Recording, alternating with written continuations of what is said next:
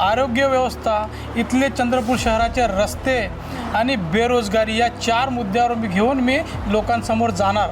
कारण या 4ही मुद्द्याला जे समोरचे उमेदवार आहे त्यांनी कुठेही लक्ष नाही दिलं 5 वर्षाच्या कालखंडात। 100 कोटी रुपयांचे रस्त्यांचे, नाल्यांचे आणि विकासासाठी पूर्ण शहरामध्ये बोर्ड लावले, पण ते आजपर्यंत या शहरामध्ये या शहराची बक्कास व्यवस्था करून टाकण्याचं काम हे सर्व पाप या समोरच्या उमेदवारात जाते। तो जो समोरचा उमेदवार आपण बघित असणार सातत्याने खोटं बोलतो, कधी भाजपामध्ये जातो तर कधी राष्ट्रवादीमध्ये जातो तर कधी काँग्रेसमध्ये जातो। असा कोणताही इथे चंद्रपूर शहरामध्ये पक्ष नाही की तो त्या पक्षामध्ये गेला नाही। मी रश्मी खेडीकर, महाराष्ट्राचा महासंग्राम या विशेष भागात आपण आता चंद्रपूर या विधानसभा क्षेत्रात आलेलो आहोत आणि आज आपण अशा व्यक्तीशी चर्चा करणार आहोत ते गेली 30 वर्षांपासून जनतेच्या सेवेत कार्यरत आहेत, या क्षेत्रात ते कार्यरत आहेत आणि त्यांना आता नुकतीच काँग्रेसकडून उमेदवारीही जाहीर झालेली आहे। त्यांचं काय विजन असणार आहे या निवडणुकीत आपण जाणून घेऊयात। आता माझ्यासोबत आहेत प्रवीणदादा पडवेकर। दादा, तुमचं नवराष्ट्रामध्ये, नवभारतमध्ये खूप खूप स्वागत।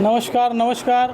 मी सर्वप्रथम 71 विधानसभाच्या सर्व जनतेंना मी दिवाळीच्या हार्दिक शुभेच्छा देतो आणि आपण माझी जे एक सामान्य कार्यकर्ता ते आज काँग्रेसने मला आज विधानसभापर्यंत जे तिकीट देण्याचं काम केलं त्या सर्व नेत्यांचं मी साक्षात आभार मानतो। एकंदरीतच दादा, आता तुम्ही म्हटलं की सामान्य याच्यापासून विधानसभेपर्यंत आता तुम्ही पोहोचले, एक कार्यकर्त्यापासून, नगरसेवकापासून तुम्ही सुरुवात केलेली आहे। म्हणजे जनतेचा जो समस्या आहे तुम्ही त्याला आतून व्यवस्थित समजता। यावेळेस निवडणुकीमध्ये तुम्ही काय तुमचे मुद्दे असणार आहे, काय विजन असणार आहे? माझे प्रमुख 4 मुद्दे आहेत इथे चंद्रपूर शहरासाठी। 4 मुद्दे म्हणजे इथली शिक्षण व्यवस्था, आरोग्य व्यवस्था, इथले चंद्रपूर शहराचे रस्ते आणि बेरोजगारी या 4 मुद्द्यावर घेऊन मी लोकांसमोर जाणार। कारण या 4ही मुद्द्याला जे समोरचे उमेदवार आहे त्यांनी कुठेही लक्ष नाही दिलं 5 वर्षाच्या कालखंडात। निव्वळ या जनतेला जर आपण पाहत असणार, कोणी माणूस कोणत्या तरी मुद्द्यावर घेऊन कुठेतरी जिंकतो आणि ते पूर्ण करण्यासाठी प्रयत्न करत होतो, पण इथल्या जे समोरच्या उमेदवाराने जे म्हटलं होतं की 200 युनिट या जनतेला मी फ्री देऊ, त्यानंतर कोरोनाच्या काळामध्ये सुद्धा जनतेला सांगितलं की तुम्ही बिल भरा नको, हे सुद्धा त्यांनी काम नाही केलं। 200 युनिटचं तर त्यांनी अक्षरशः या चंद्रपूरच्या जनतेला फसवण्याचं काम केलं।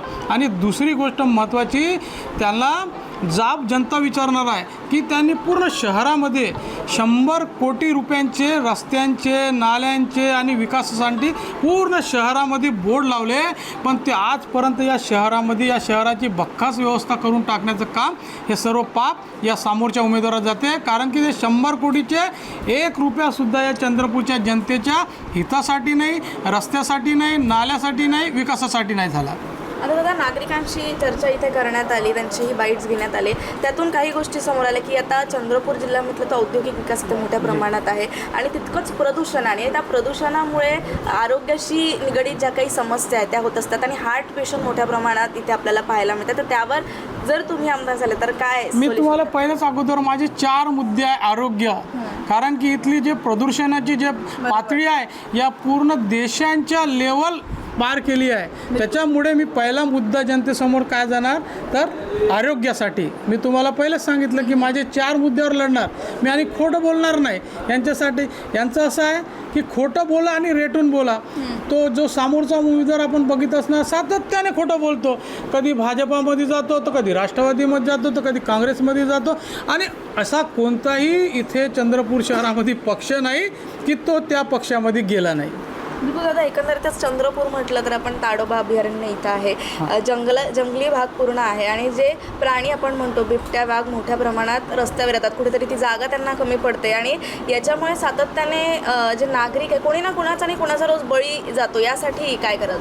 यासाठी आपण पाहत असणार तर इथे अदानीचा प्रोजेक्ट येत होता, या संपूर्ण काँग्रेसची तेव्हा इथे सत्ता होती आणि तेव्हा आम्ही सर्व कार्यकर्त्यांनी, काँग्रेसच्या कार्यकर्त्यांनी त्या अदानीचा प्रोजेक्ट याच्यासाठी रोखला की जे इथे आमचं फॉरेस्ट जे नॅशनल पार्क म्हणून पूर्ण जगामध्ये फेमस आहे, ते अदानी आमच्या त्या लोहाऱ्यामध्ये कोल माईन्स आणणार होते। आणि मला वाटते ते सर्व आमच्या काँग्रेसचेच कार्यकर्ते, आता बंडू धोत्रे आमच्या पक्षामध्ये प्रवेश घेतला, त्यांनी पूर्ण देशाला हरवून टाकलं त्या मोठ्या कंपनीला आणि ते बंद करण्याचं काम केलं। त्यामुळे आज जे सिंह, वाघ जे सुरक्षित आहे. त्यांच्यामुळे जर या इथल्या जनतेने और काँग्रेसच्या कार्यकर्त्यांनी जर रस्त्यावर उतरले नसते तर आज ते सुद्धा जे जनावर आज शहरामध्ये येत आहे ते जास्त प्रमाणात आले असते इथे. म्हणजे कुठेतरी काँग्रेसची मोठी भूमिका राहिली आहे त्यांना इथे येण्यासाठी, कमी करण्यासाठी असं म्हणतो. जी बरोबर आहे. कारण की काँग्रेसची भूमिका स्पष्ट असते, एक विकासासाठी किंवा जनतेचं हिताचं असते. त्या जनतेच्या हितासाठी लढणारे कार्यकर्ते काँग्रेसमध्ये आहे. मग ते कोणतीही वेळ हो, कोणताही प्रसंग हो, ते सातत्याने काँग्रेसचा कार्यकर्ता त्यांच्यासाठी या चंद्रपूर शहराच्या लोकांसाठी लढत असतो. एकंदरीतच आता आपण वन्य क्षेत्राबद्दल बोललो, औद्योगिक विकास, या सगळ्या गोष्टी प्रदूषण झालं आहे. पण कुठल्याही निवडणुकीत म्हटलं किंवा सामान्य माणसांच्या, नागरिकांच्या ज्या काही समस्या आहेत ते म्हणजे सगळ्यात त्याच्यात ते BSP फॅक्टर, बिजली, सडक, पाणी, या सगळ्या गोष्टी येतात. तर आता जे काही विद्यमान आमदार आहेत त्यांनी त्या समस्या कितपत सॉल्व्ह केल्या आहे असं तुम्हाला वाटतं? आणि तुम्ही तुमचं काय विजन? बघा, त्यांनी 0% घेतलं. कारण की आपल्याला पुऱ्या महाराष्ट्रामध्ये फेमस आहे जे 50 खोके म्हणता.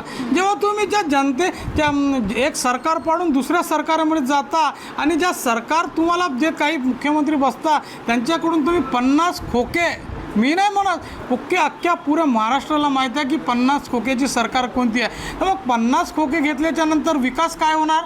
शून्य. आपणाला जनतेलाही माहीत आहे 50 खोके घेतल्याच्या नंतर कोणतीही निवडणूक आली तर आपले तयारीत हेच काम केलं.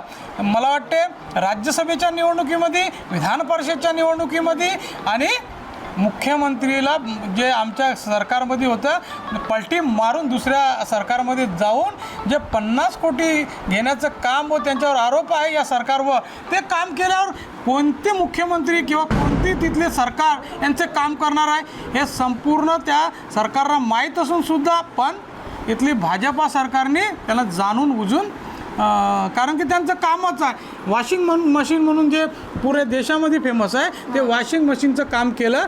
पण मला खात्री आहे तिथल्यासुद्धा एक चांगल्या कार्यकर्त्यांचा त्यांच्यावर अन्याय झाला, जो सातत्याने त्यांच्या भाजपामध्ये काम करत होता. अशा कार्यकर्त्यावर अन्याय करून या खोके सरकारमध्ये राहणाऱ्या आणि या भ्रष्टाचार करणाऱ्या जर त्यांनी घेतला असेल तर जनता त्यांना जाब विचारणार. आणि मला पूर्ण खात्री आहे की त्याच पक्षाचे कार्यकर्ते त्यांना दाखवल्याशिवाय राहणार नाही. एकंदरीतच दादा, नक्कीच आता जो काही तुम्ही विकास कार्य इतक्या वर्षांपासून, तुम्ही 30 वर्षांपासून करत आलेले आहे, त्याचा कितपत त्या विकास कामाला बघून नागरिक तुमच्याकडे, मतदार जे आहे, साथ देतील असं बघा? वाटतं? आमच्या विकासाचं बद्दल कोणताही दवाखाना, मी दवाखान्याच्या कमिटीपासून सांगतो, पहिले इथे गव्हर्नमेंटच्या ते दवाखान्याची कमिटी असती, आम्ही रात्र 12 वाजता जाऊन त्या जनतेची सेवा केलं आहे. कोणाचा ॲक्सिडेंट झाला तर रात्रच होतो ॲक्सिडेंट, कोणाचं जर तब्येत बिघाडायची असती तर रात्र 12च्या नंतरच.